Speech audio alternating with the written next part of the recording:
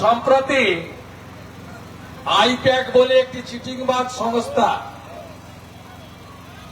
এই সংস্থা পশ্চিমবঙ্গে 2019 সালের পর থেকে, বিশেষ করে 21 সাল থেকে পশ্চিমবাংলায় সরকার চালাচ্ছে, তৃণমূল চালাচ্ছে, যত রকম 2 নম্বরী কাজের সঙ্গে যুক্ত। এরা 2021-এর ভোটের পরে পিসি ভাইপো স্বপ্ন দেখেছিলেন আমরা বাংলাতে তো জিতে গেলাম, যদিও আমার কাছে মমতা ব্যানার্জি হেরেছিলেন। তিনি বললেন এবারে ত্রিপুরা যাব, আইপ্যাকও গেল আগে আগে, নোটার থেকে কম ভোট, হোল্ড আউট। গোয়াতে চলে গেলেন, যারা বাংলা বাঙালি বলে দাবি করেন, এই বাংলার রাজ্যসভার আসন গোয়ার প্রাক্তন মুখ্যমন্ত্রীকে দিয়ে দিলেন। তিনি বাঙালি নন, কিন্তু দেওয়ার পরে গোয়ার ভোটে লড়লেন।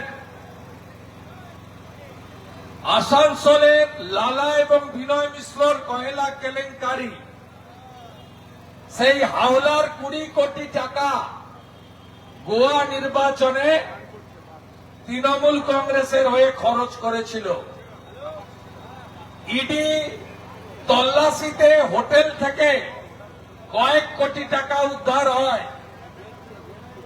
2022 সালে দিল্লিতে একটি এফআইআর রেজিস্টার করে ইডি। সেই মামলার রেফারেন্সে এসেছিল সার্চ ওয়ারেন্ট নিয়ে তদন্ত করতে, কারণ তাদের চার্জশিট বা ইত্যাদি দিতে হয়, এটা একটা প্রক্রিয়া।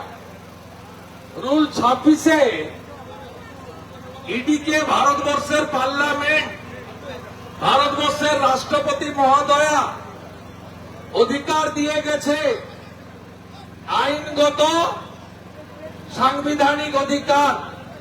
তারা তাদের যে হ্যান্ডবুক আছে সেই অনুযায়ী তদন্ত করবে, সার্চ করবে, জিজ্ঞাসাবাদ করবে, প্রয়োজনে হেফাজতে নেবে, প্রয়োজনে তাকে গ্রেপ্তার করবে, তার বিরুদ্ধে চার্জশিট দেবে, তার বিরুদ্ধে ট্রায়ালে তাকে দোষী সাব্যস্ত করবে। এবং পিএমএলএতে যেহেতু মানি লন্ডারিং, ইডি টাকা রিকভারি করবে, সেই টাকা সরকারের খাতে জমা দেবে।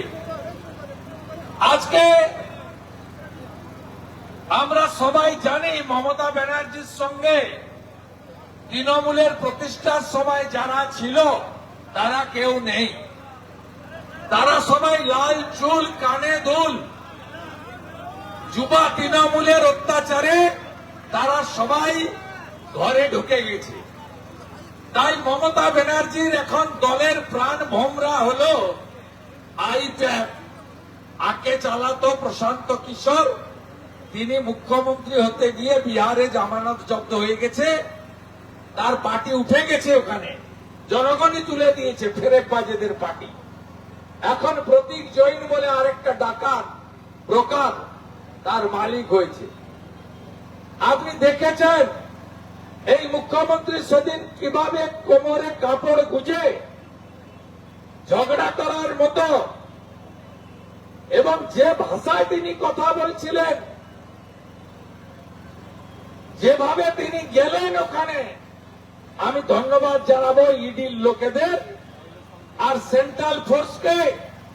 অনেকেই বলছেন কি হলো কি হলো, অনেক বিশ্লেষক সন্ধ্যাবেলা টক শোতে বলছেন প্রস্তুতির অভাব ছিল, ঢুকতে দেওয়া উচিত হয়নি।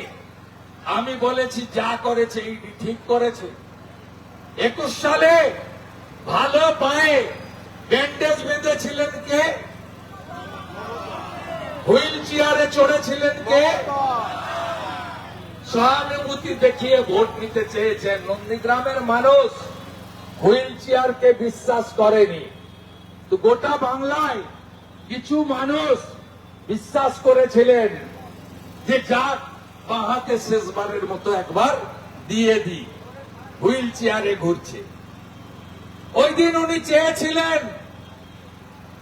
যাতে ইডি উনাকে ধাক্কাধাক্কি করে, ইডির বিরুদ্ধে মামলাও করতেন, আর সাথে সাথে উনার বাড়ির কুকুরকে যেখানে ডায়ালিসিস করতে নির্মল মাঝি নিয়ে যায়, পিজি হসপিটাল, যেখানে চোরেরা উঠবেন ওয়ার্ডে শুয়ে থাকে, কালীঘাটের কাকু কাকু